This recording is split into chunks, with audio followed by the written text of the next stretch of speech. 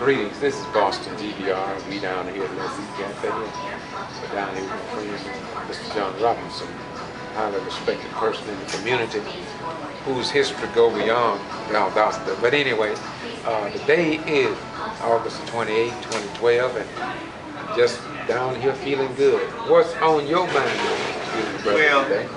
good morning everybody out there. Give God glory for being able to see another day. But really what's on my mind is I've been thinking about your involvement in our community and how you've been so active on every front and how you reach out to people. And you know, we have been in discussions about a newsletter, you know, for twice a week, come out on Wednesdays and Wednesdays and Sundays. And this newsletter, you know, we hope that it can get out, and we hope that all of you out there can be looking forward for it on the internet and out around the neighborhood in the community whenever he do decide that he gonna put this together at the time. You bring our current events, he bring our current events alive for us right here in our community. He speaks before city council in behalf of the people. He goes to the court hearings with people. He helps sit down and write up documents with people. He just all about is one of our community heroes and very, very respected here in County Valdosta and other surrounding counties. I feel that it's vital that we have the news update since we got a blackout with the other news media that serves the black community. Everyone seems to feel like it's not about black and white. It's not those type of issues anymore. We understand that. We understand the old saying that we shall overcome. Today, overcome what? That's the question. What shall we overcome? I mean, Martin done brought us to the past, that point of we shall overcome. It'd be ignorant of us to sit back and believe that we got to yet overcome. I mean, what do we have to overcome? Because we done overcame those obstacles, because Barack Obama is the proof that we overcame those obstacles. So we got to move on. And I believe this newsletter can help re-educate the people to give an unwinding of the mind. These minds have been wound so tight, it's tighter than the average band in an old style watch. And you know how you used to wind them, they say you broke the band. Yes, sir. You know? So that being said, you know, we need to unwind a little bit so we can get our history. And I believe that you will bring this flavor. I believe that you will do that. Well, I just wanted to say that. Yes, ma'am. I just wanted to say that my beautiful brother just stated about being informed in the community. I have before me a copy of Tuesday's April 28, 2012 newspaper. And here in the black community, we appreciate having at least one newspaper here in the city, but a little place like America, Georgia, where approximately 20,000 people have 5 to 6 newspapers, and they are on black issues. When you read this newspaper here in Valdosta, and the editor, I commend her for what she's doing.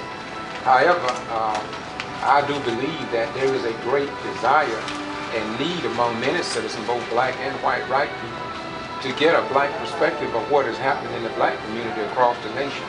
When you go to Atlanta, you will find newspapers with all kinds of news that's very informative for black people, and black folk appreciate reading. That's why they support those papers. But here, to read the Valdosta Daily Times, no disrespect to anyone, but you would think that black folk, for the most part, are not in town. You see nothing about Al Sharpton. You see very little about the black leaders in the community and the issues concerning Cornel West and other events that is happening across our nation.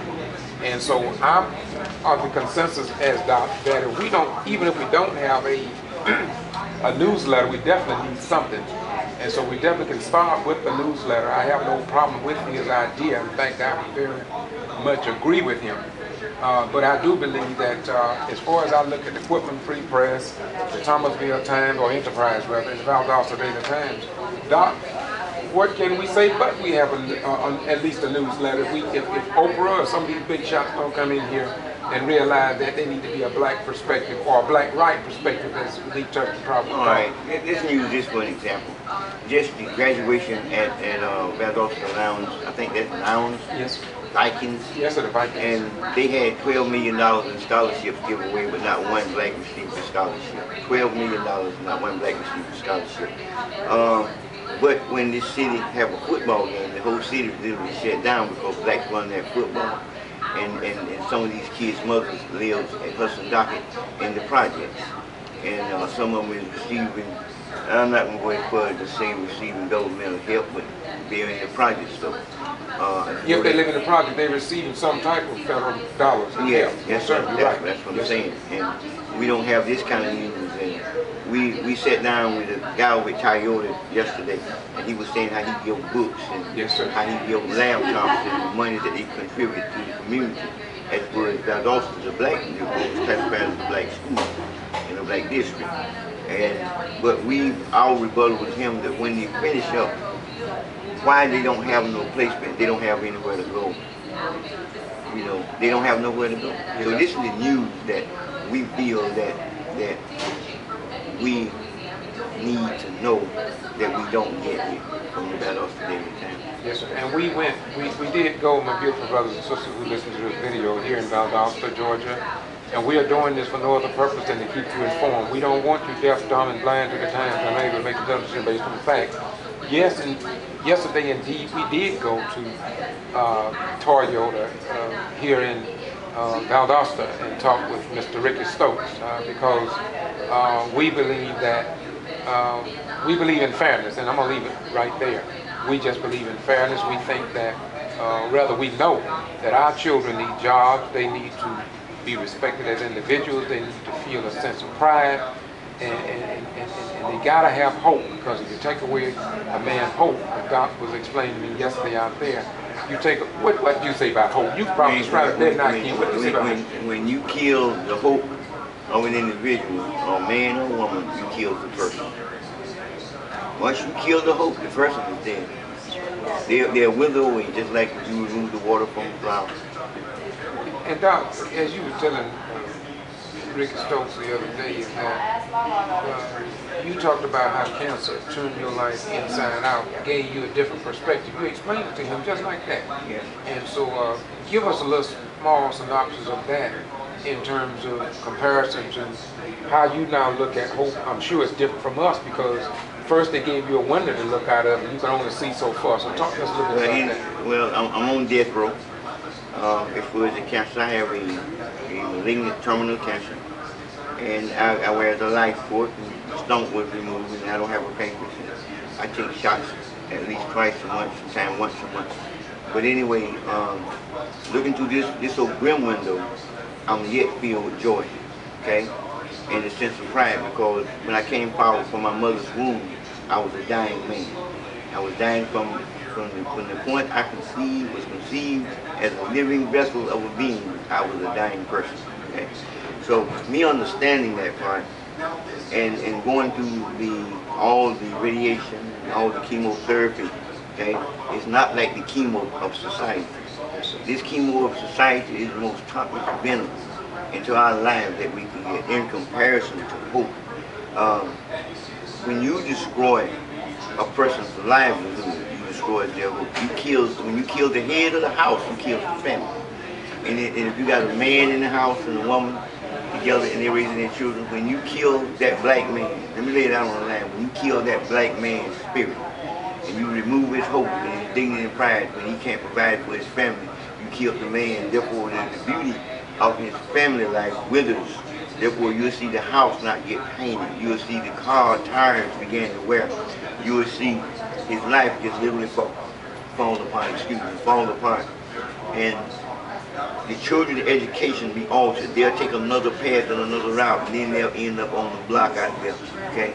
And then you will end up with this whole synopsis that we have where the people that's in the upper echelon and don't live this type of a life can look down upon them and say it starts in their home. It's moral value. but it started when they killed the hope of the man. Yes, sir. And regardless of what people say, when you agree with me, Mr. Robinson, that our ancestors were stripped of their name, their God, their religion, their self-identity, their culture.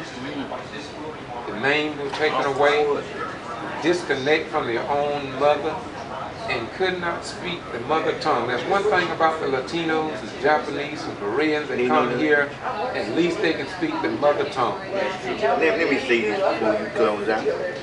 I'm so glad that you said that, because everyone seemed to forget this part of history.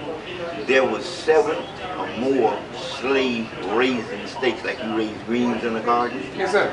Raising states, where they took the Negro, they call them, the Negroes, and they bred them, incessantly bred them. So those who of the South was incessantly bred. My DNA is most like the part of your DNA. Our genetics, we are incessantly bred. I used to raise dogs. Before you do that, before you go to the dog, I know you're a trainer, but why did were they trying to get the strongest animal, like you would a livestock, a hog, or cattle? They were trying to get the best breed for their product. See, we was a product. They were trying to get the best breed to produce the best quality of the product. They have muscular servants, because they say we didn't have no brain to think, so all we had was physical abilities and capabilities, and they want us to be the most unique physical being that we could be. Okay, and for the purpose of economics. Yes, for they have to build cities of free labor. So anyway, the main thing is the point of getting at is that we were incessantly bred, and being bred through incest means that our genetics and that we all are somewhat related. And as you a dog trainer, tell me about the training you're about to go into. Well, see, I used to breed pit bulls, okay, bulldog, and then sometimes I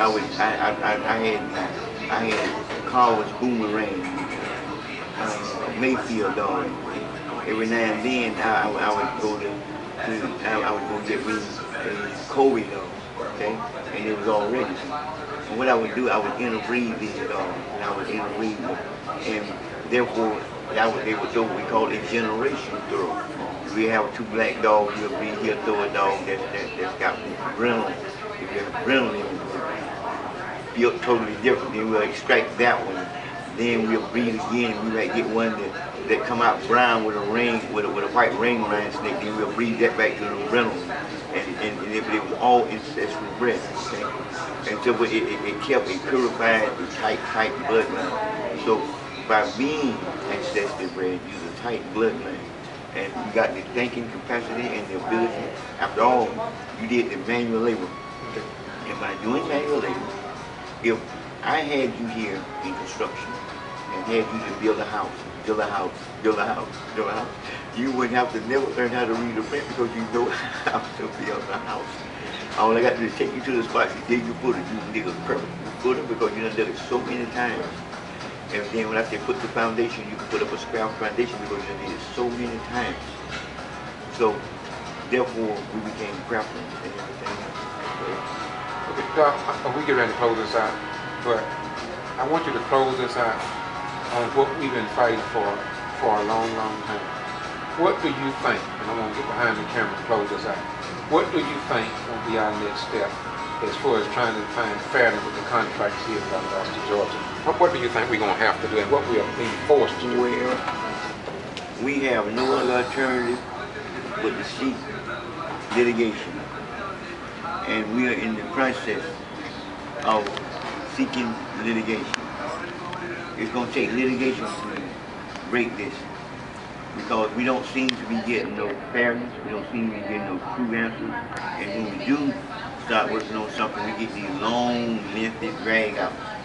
And they are hoping that by putting these long, lengthy drag outs, that these little people that don't have the money, as the big people that have the money, would wither and fall off to the wayside. Therefore, it's going to take litigation to resolve some of these issues. And we hate that it's going to result in that, but we believe that what the result's going to end up being I believe that if we can get fair negotiations taking place and people to realize that people to people and that we need to share in some of this money here, that we can overcome this, but I doubt it very seriously. Doc, one other thing, don't you believe, because I'm kind of led to believe this, that for some reason, when you and I over 3 years ago started on this journey, they thought we were playing a game, but we are very much serious in that pie, that economic pie, will be shared, and there's no way around it because we love our children and we love our families just like everybody else in this community. Would you agree with that, my brother? My friend, zoom in right here. Yes, sir. Right here in these irons, okay, look very close. There's no one inside there that's playing a game about this. We mean everything that we're doing, and we are going to get some money on the south side. We are going to share into the economic pie that's here. There's not no question in there, and we are going to stand steadfast on that, and we promise you that we're going to file litigation if we don't get something done in the class action. And we are going to focus on redirecting our funds. We're not going to concentrate on marching, but we might target Walmart, we might target Dixon, we might target Payless, we might target any of these big stores that generate millions and millions and millions and millions of dollars of our communities, and just not shop there for 2 or 3 weeks at a time. Okay? So we're going to redirect our funds. Shut that money down. Well, radio friends and TV watchers on video, you've heard it. We've been fighting for this. It's not out of hate, but it is out of love. We love our children. We love our community. We want nice homes. We want to drive nice cars, and we want to take vacations just like everybody else. Go ahead, my brother. And God said, love your neighbor, do for your neighbor as you do for yourself. We ain't got nothing but love. This is not no animosity. This is not no hate. This is for equilibrium, justice, and equality by the law. Want for your neighbor that what you want and have for yourself. Simply say it, Doc. Bye-bye. We gone.